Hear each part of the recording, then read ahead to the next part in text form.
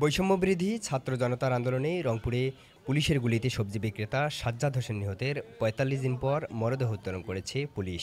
জেলা প্রশাসনের সিনিয়র সহকারী কমিশনারের উপস্থিতিতে মরদেহ তোলা হয়।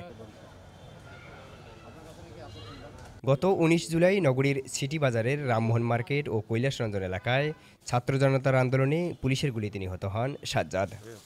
২০ আগস্ট রংপুরের অতিরিক্ত চিফ মেট্রোপলিটনের বিচারক রাজু আহমেদের আদালতে মামলাটি করেন নিহত সাজ্জাদের স্ত্রী।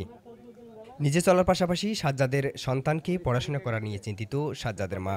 বাচ্চা আছে, বউ আছে, আমি আছি, কিভাবে আমার একটা ছোট ছেলে আছে, ও বেশি কর্ম সেমন জানে না, বেশি আমার ছেলেই সংসার আমাদের সম্পূর্ণ চালাইতো।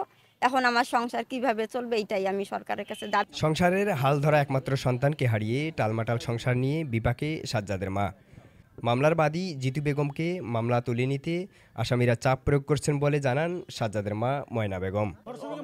হ্যাঁ হ্যাঁ, ওরাই না, হ্যাঁ ওই মোটরসাইকেল এই যে কালামিয়ের ভাই নাকি, হ্যাঁ ওরাই চাপ দিতেছে ওইখানে ওদের বাবা মা। এখন মেয়েটাকে ধরছে, এখন মেয়েটা কয় ওগুলা নাম কাটলে আমি কেস রাখবো, না হলে রাখবো না। ও যদি না রাখে আমার তো রাখতে হবে, আমার ছেলেই। সুষ্ঠু তদন্তের স্বার্থে আদালতের আদেশে লাশ উত্তোলন করা হয় বলে জানান মামলার তদন্তকারী।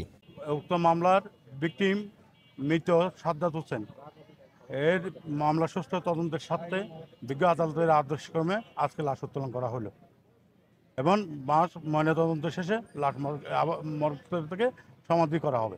সুরথাল করে ময়নাতদন্ত শেষে লাশ দাফন করা হবে বলে জানান সিনিয়র সহকারী কমিশনার এটিএম আরিফ। কবর থেকে লাশ উত্তোলন করতে হবে এবং সুরথাল করে এরপরে ময়নাতদন্ত হবে। ময়নাতদন্ত হওয়ার পর লাশটা আবার আমরা কবরে স্থাপন করবো। এটুকুই ছিল। সাজ্জাদ নিহত হওয়ার মদতদাতাদের সুষ্ঠু বিচারের দাবি স্বজনদের। সেলিম সরকার, সকালের বাণী, রংপুর।